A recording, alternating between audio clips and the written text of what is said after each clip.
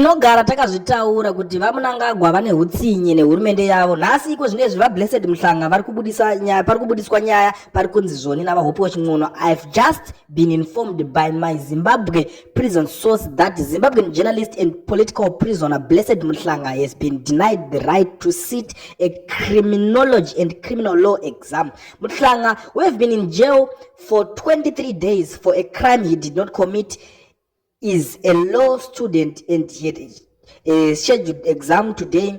It is evil how Mnangagwa is treating Mhlanga, denying him the right to sit an exam when he has not been convicted of any crime. It is ironic that Mnangagwa and his colleagues were allowed to study and write exams in Ian Smith's jails. It is sad to see a black president treating another black person worse than how Ian Smith, a prime minister of a racist regime, treated Mnangagwa and Mugabe. Zvakatoitwa na Smith zvanga zvitori nane pane zvakutoitwa nehurumende yava Mnangagwa iko zvinezvi, nekuti kwaSmith vaibvumidzwa kunyora ma-examinations, but iko zvinezvi kwaMnangagwa vari kurambidzwa kunyora ma-examination mumajeri. Ndo zvatinogara takataura neimwe mupengo yese inosapota zvinhu zvakadai so, inosapota ZANU-PF havazive zvinhu zvavanenge vachisapota, nekuti zvatakuona izvezvi zvasvika kunotyisa. Hatisi kufara senyika kuona president wechitema achiitira vana vechitema hutsinye. Ndosaka vanhu vachizoti vanhu ava havasi maZimbabweans zvechokwadi, nekuti havadi kuona muZimbabwean achivacriticize. Akangova-criticize anopanishwa punishment isingahandlike, isingagamuchirike. Chokwadi vedu we toti munhu anyanya utadzei. Mhosva yaMhlanga haisi kuzivikanwa kuti ndeyechii, havasi kukwanisa kumunhingina, haana kuconvictwa, haana eni mhosva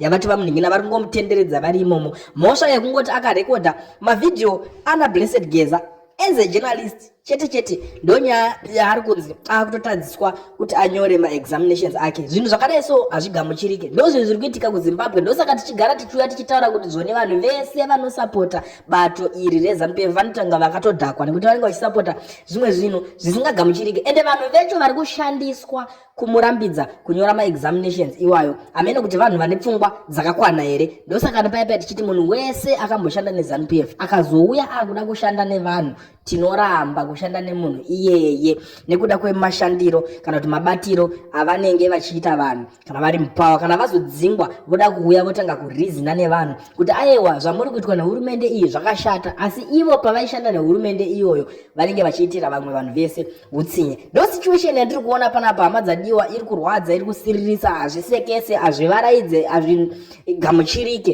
kuona vaMhlanga vachiitirwa hutsinye nehurumende yavaMnangagwa. Ndo zvinhu zviri kuitika iko zvinezvi. Tangoti tingogara tangoya taonesana chokwadi tisina kutendererana kana kuti kutasei kana kuti kunyarana. Ndo zvinhu zviripo, ende mukada kuona anodhifenda zvinhu zvakadaro anofanirwa kukondemwa, nekuti hatidi kudhifenda zvinhu zvisingaite. Zvinhu zvakashata zviri wrong. Mhlanga anofanirwa kubvumidzwa kunyora ma-examination. Ndo mamwe ma-rights emunyika ekuti radza kuti munhu ari kuita zvinhu munyika yake, nyika yakarwirwa yakasununguka, nekuti Smith chaiye aivabvumidza kuti vaende vanonyora ma-examination. Asi iwe hurumende yavapo iko zvino yavaMnangagwa yave kuvarambidza kuti vaende vanonyora ma-examination. Zvinhu zvakadaro hazvigamuchirike. Hakuna munhu akakwana anokwanisa kusapota zvinhu izvozvo. Zvizhinji zviri kuitika, maroverwo ari kuitwa vanhu, zvimwe zvacho Smith haana kutombosvika palevel iroro rave kuitwa nehurumende yavaMnangagwa. Hazvigamuchirike, hama dzadiwa, asi ndo zviripo. Tingati kudii? Blessed Mhlanga angoriwo journalist, mutori wenhau, akaitawo basa rake raaiita rekupa vanhu vese mavoice, kusanganisira naivo vaMnangagwa vacho vakatopiwawo mukana, vakapiwawo voice pavanga vadzingwa vatiza mazuva ekwaMugabe.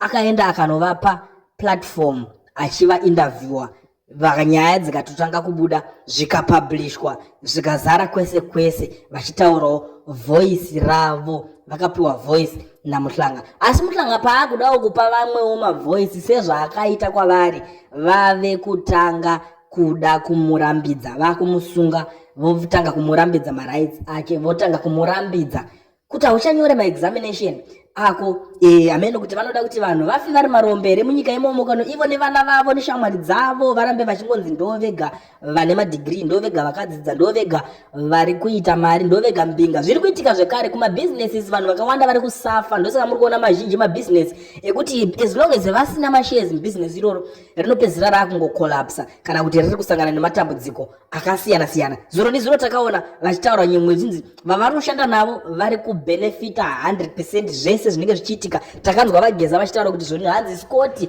ari kuita kubuda achinotengesa gold asingabhadhare 14% tax yaanofanira kunge achibhadhara duty tax, asi pa 14% iyoyo ari kunzi akutochajawo futi mamwe makambani 7% yekuti iye aramba achibuda achiita madhiri ake ebusiness, kureva kuti vanenge vachishandidzana vese. Ndozvo zvakutaurwa nava Blessed Geza. Saka iko zvino vanhu vese vari kuita mabusiness munyika yeZimbabwe vasingashandidzane nehurumende yavaMnangagwa vari panguva yakaoma. Vanhu vese vari kuita journalism vasingasapote zviri kutaurwa navaMnangagwa kana kuti vasingasapote ZANU-PF vari panguva yakaoma. Kutotaura kwatiri kutoita vanhu vakaita sana Hope Ching'ono vakatotiza munyika nekuti vaingotaura chokwadi zvisina kutya kana kutenderera, vakatombosungwa kasingapere.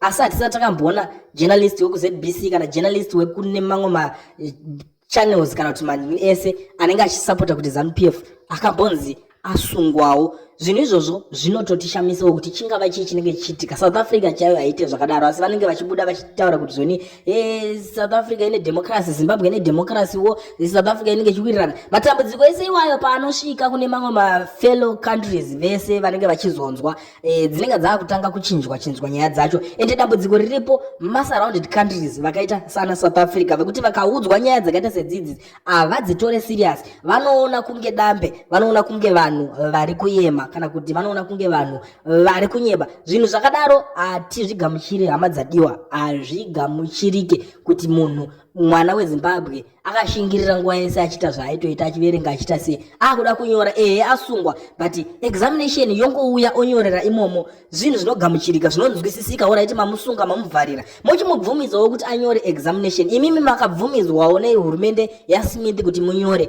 asi imimi hamusi kuda kubvumidza vamwe vanhu. Mabusinesses imimi maitoita enyu muri kurana zvamuri kuita nevana venyu muchitoita zvimuchibudirira. Vamwe vanhu vari kustrugula kuti vange vachiningirikana vachirana mabusinesses iwayo vachibudirira. Zvigananda madhiri akawanda ari kutoitika nezvigananda, asi imimi kungoona mumwe munhu asingade kunzwisisana nemi chete atove panguva yakaoma, even business rake rava parisk. Ende vemachechi vakawanda takatoona zvekare kune machechi ekuti havawirirane neZANU-PF, havasi kukwanisa kugara munyika, vakaita sana Apostle TF Chiwenga vakatotiza kuZimbabwe nenyaya iyoyo. Asi tiri kuona vai munonge muchida muchitoti pastors for ED vamwe vachienda muchitoatenda machurches avo, ndovega vai munenge muchida, kureva kuti muri kutomanipulata machurches acho futi vari kumamanipulata kuti church inofanira kunge iri ZANU, church inofanira kunge ichifarira ZANU kuti inge ichirana iri church muZimbabwe. Saka kureva kuti vari kutotsimbirira kana voice of God racho, nekuti hakuna voice raMwari rinouya richisvitsa mharidzo zvamunoda kunge muchinzwa. Imimi